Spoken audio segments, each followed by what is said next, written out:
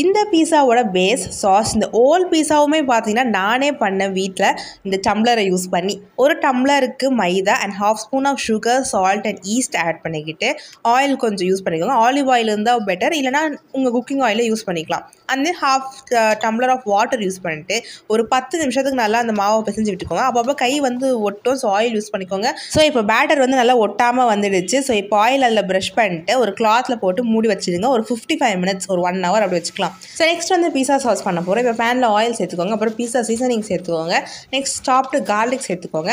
Next பார்த்தீங்கன்னா நம்ம tumbler வச்சுருந்தோம்ல, அந்த ½ டம்ளர் அளவுக்கு அனியன்ஸ். இதை நான் ஏன் 2 வாட்டி யூஸ் பண்ணேன்னா, பீஸா சாஸ் 2 பீஸாக்கு நான் பண்ணுறதால 2 வாட்டி பண்ணேன். அப்புறம் நம்ம யூஸ் பண்ண கிளாஸ் அளவுக்கு ஒரு கிளாஸ் அளவுக்கு டொமேட்டோ பியூரி ஆட் பண்ணிக்கலாம். அப்புறம் சால்ட்டு, சுகர் ஆட் பண்ணிவிட்டு அதை நல்லா தண்ணி விட்டு நல்லா அந்த ரா ஸ்மெல் போகிற வரைக்கும் நல்லா அதை கலரி விட்டுக்கலாம். அவ்வளோதான், சாஸ் ரெடி. அப்புறம் பீஸா மேலே போகிறதுக்கு பார்த்தீங்கன்னா மஷ்ரூம், பன்னீர், அனியன்ஸ், கேப்சிகம் எடுத்துக்கிட்டேன். இதுக்கு மேலே லைட்டாக சில்லி பவுடர் போட்டுட்டு, லைட்டாக சால்ட் போட்டுட்டு, பெப்பர் கொஞ்சம் லைட்டாக போட்டுக்கோங்க. இதை நல்லா மிக்ஸ் பண்ணிட்டு ஒரு பேனில் ஆயில் சேர்த்து நம்ம சில்லி பவுடர், சால்ட், பெப்பரில் மேக்னேட் பண்ண வெஜ்ஜீஸ், பன்னீரை போட்டு கொஞ்சம் ரொம்பலாம் வதக்க தேவையில்ல, லைட்டாக ஒரு ½ பாயில் எடுத்துக்கோங்க. நெக்ஸ்ட் அந்த 1 hour ஆகிடுச்சு. இந்த மாவு பாருங்க, அப்படியே ஸ்பைடர் வெப் மாதிரி வருதா?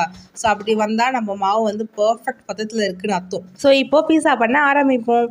மாவு நல்லா எக்ஸ்பேண்ட் பண்ணிக்கிட்டு ஒரு ஃபோர்க்கில் இந்த மாதிரி ஹோல்ஸ் போட்டுக்கோங்க.